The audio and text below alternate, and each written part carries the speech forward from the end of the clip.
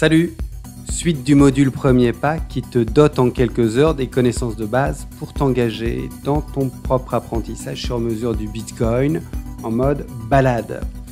La dernière session, le B.A.B.A. t'a décrit Bitcoin dans les grandes lignes et à ce stade, tu disposes donc d'une bonne vue d'ensemble de cette percée technologique majeure et puis aussi de ses nombreux cas d'utilisation. Et si tu as manqué cet épisode assez essentiel, eh bien, va le voir en priorité parce que le B.A.B.A. vraiment, c'est la base. Notre session du jour, elle vise d'une part à te mettre en garde contre les principaux pièges et certains comportements à risque fréquents lorsqu'on découvre Bitcoin, et puis d'autre part à t'informer des meilleures pratiques et des principes directeurs qui vont faciliter ta progression.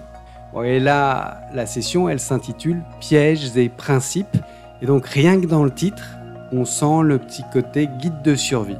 Ouais, parce que en t'engageant dans le monde du Bitcoin, en chutant dans le terrier du lapin, eh bien, on pénètre dans un milieu radicalement nouveau, un espace dans lequel nos référentiels s'avèrent bien inadaptés. Difficile en vérité d'y transposer nos grilles d'analyse habituelles. La techno est si innovante, les jeux d'acteurs qui lui donnent vie sont si complexes qu'il nous faut abandonner nos cartes obsolètes et accepter l'idée d'avancer à tâtons. Donc, on est là, sans carte ni boussole, pour s'orienter dans des étendues encore quasiment vierges, des sentiers non balisés. Dis-toi qu'on est encore dans cette phase un peu de pionnier. Confronté à des reliefs, des rugosités, exposé à des prédateurs embusqués, dans ce nouvel Eldorado, ce Far West non régulé, on trébuche fréquemment, on se relève, mais surtout, pour survivre et pour pas mordre la poussière, on apprend de nos erreurs et on apprend de celles des autres. Et ces leçons s'accumulent, sont partagées, formalisées en recommandations qui sont alors largement testées et éprouvées. Et donc, on rentre maintenant dans le vif du sujet. Je vais te transmettre 3 principes directeurs les plus fondamentaux sans doute qui résultent de presque 15 ans d'expérience. Et ces recommandations, elles sont désormais comme gravées dans le marbre de la culture des bitcoiners. Alors pour bien signifier leur importance, eh bien, je les ai encodées dans ce logogramme animé, une sorte de clin d'œil au film Arrival, Premier Contact, cette source d'inspiration du site BTC Touchpoint. Ok, on examine ces principes l'un après l'autre. Allez, go. Primo, pas tes clés, pas tes bitcoins. Not your keys, not your coins. Deviens ta propre banque, jouis de la pleine propriété de tes bitcoins, fais l'expérience de la souveraineté financière en prenant le contrôle total de tes clés privées. Alors, on l'a vu dans le B.A.B.A. avec Bitcoin, tu peux devenir ta propre banque, tu peux détenir sans intermédiaire le seul actif numérique rare et infalsifiable, et ainsi faire l'expérience de la souveraineté financière. Mais à une condition. Il te faut détenir toi-même la clé privée qui va te permettre d'envoyer et de recevoir du Bitcoin et des Sats n'importe où, n'importe quand, avec n'importe qui. Tu vas donc devoir apprendre le stockage à froid du Bitcoin, une pratique qui s'impose, surtout pour l'argent que tu veux épargner pour ces montants plus importants. Tiens, ce lien, il ouvre une fenêtre qui nous présente les meilleures options dispo sur le marché. Cela dit, pas de précipitation. Ici, en fait, je veux juste que tu comprennes l'idée. Le moment venu, tu choisiras le produit qui te convient et t'en apprendras le maniement. Ça fera partie de ton apprentissage sur mesure, ton parcours personnalisé, et ça se passera dans le cadran comportement. Et là, je te vois venir et me demander, non mais Jacques, pourquoi prendre de telles précautions si Bitcoin, qui fait l'objet d'attaques incessantes, n'a en fait jamais été piraté?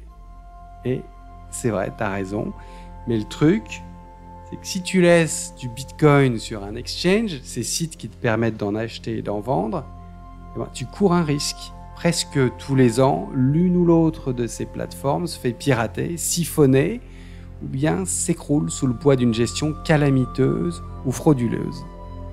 Voilà pourquoi ce premier principe, il est capital.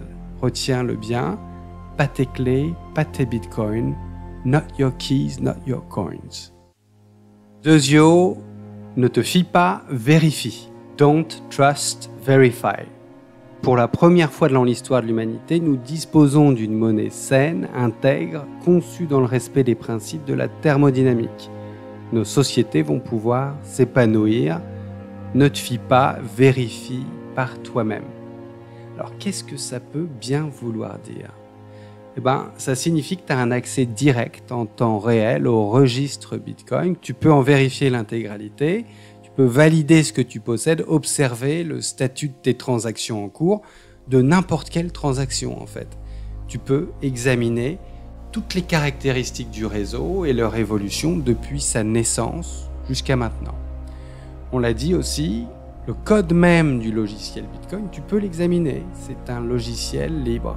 Et là, ce lien, il t'ouvre une fenêtre qui nous présente le projet Mempool, un superbe outil, open source lui aussi, pour explorer la blockchain Bitcoin et 1000 autres choses, en toute transparence.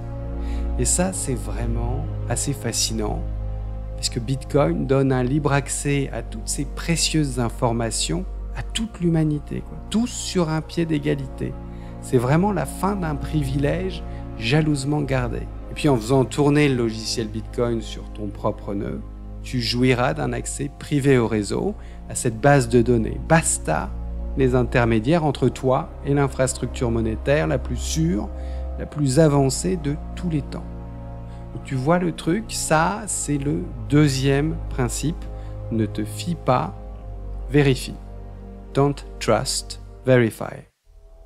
Tertio, dézoom et hodl. La volatilité de Bitcoin est une caractéristique naturelle de son processus de monétisation. N'aie pas peur, regarde l'historique du prix du Bitcoin depuis sa création. Il ne cesse d'augmenter et offre aux investisseurs patients le meilleur retour sur investissement jamais mesuré. Reste stoïque, tiens bon. Donc là, c'est beaucoup plus explicite.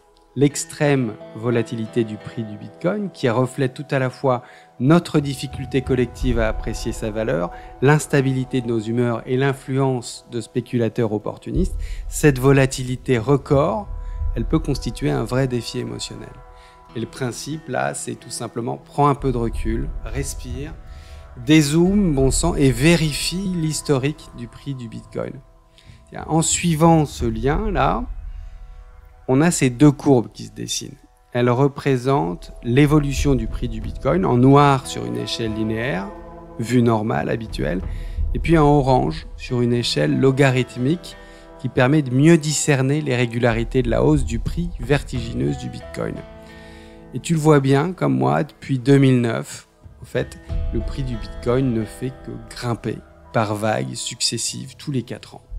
Et cette volatilité qui peut être si anxiogène au quotidien ou à l'échelle d'un mois, voire d'une année, eh bien, elle s'évanouit, elle disparaît complètement dès lors que tu adoptes un horizon de temps plus long, 4 ans au moins. Le type d'horizon de temps que tu devrais garder en tête dans une perspective d'épargne à moyen ou à long terme. Donc stresse pas, dézoome et hodl. Alors hodl, c'est vrai que ça mérite une petite explication. En fait, c'est une erreur de frappe, une coquille qui a été adoptée, immortalisée par la communauté. À l'origine, sur un forum en ligne, son auteur voulait écrire hold, comme dans hold on for dear life, c'est-à-dire cramponne-toi comme si ta vie en dépendait. Et concrètement, hodler, c'est appliquer une stratégie d'investissement qui consiste à acheter du Bitcoin et à le conserver coûte que coûte. Un hodler ne vend pas, ne vend jamais, y compris dans les marchés baissiers les plus violents. C'est sans doute, comme la courbe de prix le démontre, la meilleure stratégie à moyen et à long terme, mais le moins qu'on puisse dire, c'est que ça requiert une bonne dose de stoïcisme.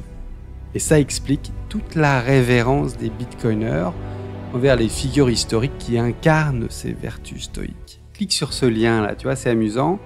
Les gens, ils se rendent rarement compte de ce que cela implique comme effort. Ils s'imaginent que les bitcoiners qui sont arrivés tôt sur le marché et qui n'ont pas encore vendu sont des gros vénards. Alors qu'en réalité, ça n'a rien d'une balade peinard en vélo. Tenir, conserver sa position, hodl, c'est un exercice éprouvant et stressant au début, qui tient plutôt du périple du parcours de héros. Heureusement, une fois les émotions destructrices transcendées, la peur ou l'appât du gain, une certaine sérénité s'installe au fil des cycles de marché. Voilà, maintenant tu sais tout. Not your keys, not your coins, pas tes clés, pas tes bitcoins. Don't trust, verify, ne te fie pas, vérifie. Et zoom out, des zoom hodl. 3 principes clés que tu découvres peut-être juste là. 3 concepts qui seraient bons que tu t'appropries pour en faire des habitudes, des réflexes, pour profiter au mieux de cette technologie sans se casser les dents, tout simplement. Alors, ça se fera sans doute progressivement et je te souhaite à terme de tirer toute la sagesse de ces enseignements. Voilà, les 3 grands principes directeurs, c'est fait. Mais c'est pas tout. Avant de te laisser t'engager pour la première fois, si c'est le cas, dans ces contrées encore un peu sauvages, je vais te transmettre une petite liste bien pratique. Elle décrit les principaux pièges, les comportements à risque, et puis aussi les conseils pour les éviter. Alors, je te la présente brièvement ici, et puis tu pourras t'y pencher de plus près en te rendant sur la page du site en temps opportun. On y va. Stocker les mots-clés initiaux sans sécurité. Tes mots-clés initiaux, ta seed phrase, sont les clés de tes bitcoins. Et donc, toute personne qui met la main dessus a accès à tes fonds. Donc, évidemment, il faut les conserver de façon sécurisée, en tâchant de ne pas oublier où tu les as mis. Rigole pas, ça arrive bien plus souvent qu'on ne le croit. Et puis, évite à tout prix de les conserver sur ton ordi. Envoyer tes clés privées à quelqu'un. Il n'est pas rare qu'un escroc vienne te proposer son aide dans un groupe de discussion type Telegram, en se faisant passer pour un membre de la communauté Bitcoin. La consigne de base ici, c'est ne donne jamais tes clés privées ou tes mots-clés initiaux à qui que ce soit. Encore moins sur Internet. Jamais. Envoyer les fonds à une mauvaise adresse. Une adresse Bitcoin, c'est une longue chaîne de chiffres et de lettres. Lorsque tu envoies du Bitcoin, utilise de préférence un QR code. Ou alors sinon, tu fais un copier-coller de l'adresse et puis habitue-toi à vérifier l'exactitude de cette adresse avant de valider la transaction, ne serait-ce qu'en vérifiant les 3 premiers et les 3 derniers caractères. Ok ? Laisser du Bitcoin sur les sites d'échange. Ces sats, ces bitcoins que tu laisses sur un exchange, ils ne t'appartiennent pas. Ce que tu possèdes, ce sont juste des reconnaissances de dette comme à la banque. Donc prends vite le pli, de les retirer des exchanges et de les stocker à froid. On l'a signalé déjà, plusieurs exchanges ont déjà été piratés. Et les bitcoiners qui y ont laissé des plumes sont nombreux. Donc figure pas parmi les prochaines victimes. Pas utiliser l'authentification à 2 facteurs. Bon là tu connais sans doute déjà ces pratiques de sécurité de base sur Internet. Si ce n'est pas le cas, je te laisse le soin d'approfondir toi-même sur le site. S'enthousiasmer à l'excès. Tiens, là c'est intéressant. Plus tu en apprends sur Bitcoin, plus tu vas t'enthousiasmer, particulièrement si tu passes du temps dans la bulle Twitter. Il y a le risque que tu t'emballes et que tu achètes au-delà de tes moyens. Alors garde bien à l'esprit que Bitcoin, ça reste un actif encore très jeune et hyper volatile. Donc étudie bien la chose et n'investis dans un premier temps que ce que tu es prêt à perdre. Et puis souviens-toi de ce dicton de Bitcoiner, stay humble and stack sats, reste modeste et accumule des sats. En gros, ça veut dire achète du Bitcoin en petite quantité régulièrement pour lisser ton entrée et t'éviter un achat conséquent la veille d'une correction majeure du cours. 2 mots sur la crypto en général. On y a déjà fait allusion dans une session précédente. L'espace crypto regorge de projets en tout genre, altcoins et applications DeFi, la finance décentralisée. En fait, ces projets à la mode, ils sont séduisants et ils vont typiquement se prétendre plus rentables que Bitcoin. Alors crois-moi, la grande majorité d'entre eux n'ont absolument aucune valeur fondamentale et tout le buzz qui les entoure n'est que le produit d'un savant marketing. Donc prudence. Essayez le trading. On en a déjà parlé, donc je ne vais pas m'éterniser sur le sujet, à moins d'être super doué, c'est beaucoup trop risqué. Alors, si tu ne peux pas t'en empêcher, sépare bien ton compte trading de ton compte épargne auquel tu ne dois jamais toucher. Ne pas demander d'aide, c'est une erreur. Les gens intègres et généreux, ils sont significativement surreprésentés dans la communauté des bitcoiners, donc tu peux les rencontrer sur Twitter ou bien dans un meet-up près de chez toi. Ne pas explorer d'autres options d'achat. Il y a des chances que tu acquiers tes premiers sats via une plateforme d'échange ou par le biais d'un ami. Sache que c'est une bonne chose d'explorer les autres options, notamment les services en pair à pair. Acheter des bitcoins KYC, Know Your Customer. Ça, c'est un point qui est étroitement lié au précédent et donc je te laisse étudier la chose par toi-même. Alors, faire tourner son propre nœud. À mon sens, ça, c'est pas vraiment une priorité pour la plupart des utilisateurs. Ça viendra en son temps ou pas. Par contre, si tu es mordu par la techno, si tu veux en savoir plus de contrôle, oui, tu vas rapidement devoir faire tourner ton propre nœud. C'est finalement assez simple et pas onéreux. Enfin, pour finir, révéler ton identité. On parle d'auto-doxing. Alors là, c'est le truc important. Bitcoin, ça vit sur Internet. Donc on y trouve des voleurs comme dans le monde réel. Et si tu révèles en ligne ou dans le monde réel que tu possèdes des bitcoins, tu deviens une cible pour tous ces malfaiteurs, tous ces escrocs. Je crois qu'on y est. Je t'ai communiqué un bon aperçu des principaux pièges et des dangers associés à la découverte du bitcoin. On a listé des comportements à risque et je t'ai présenté les bonnes pratiques et les principes directeurs pour que tu progresses sereinement dans ce nouvel environnement. Dernière remarque avant de conclure, l'idéal en fait c'est vraiment d'apprendre en commençant par investir des sommes très modiques pour expérimenter sans stress, faire des transactions sans pression, apprendre le stockage à froid avec un portefeuille physique de façon presque ludique, quoi. Parce qu'en fin de compte, que tu investisses ou non dans Bitcoin, c'est pas tant ça la question. Même si bien sûr, ça va avoir sans doute des conséquences économiques non négligeables. Ce qui est primordial, à mon sens, en tout cas dans un premier temps, c'est que tu t'intéresses à cette technologie incontournable, que tu l'expérimentes et puis que tu puisses t'en faire ton propre avis, dissipant tout le brouillard, l'enfumage médiatique, la désinformation qui trop souvent accable le Bitcoin de mots imaginaires et de propos mensongers. Et ça, dissiper le FUD, la désinformation autour du Bitcoin, c'est précisément le sujet de la prochaine et dernière session du tronc commun Premier Pas. Et cette session, elle sera intitulée « N'ayez pas peur ». Bon, donc c'est tout pour aujourd'hui. Like, abonne-toi à la chaîne et puis partage cet épisode autour de toi si tu penses que ça peut avoir de la valeur pour d'autres. Merci à toi. Ciao.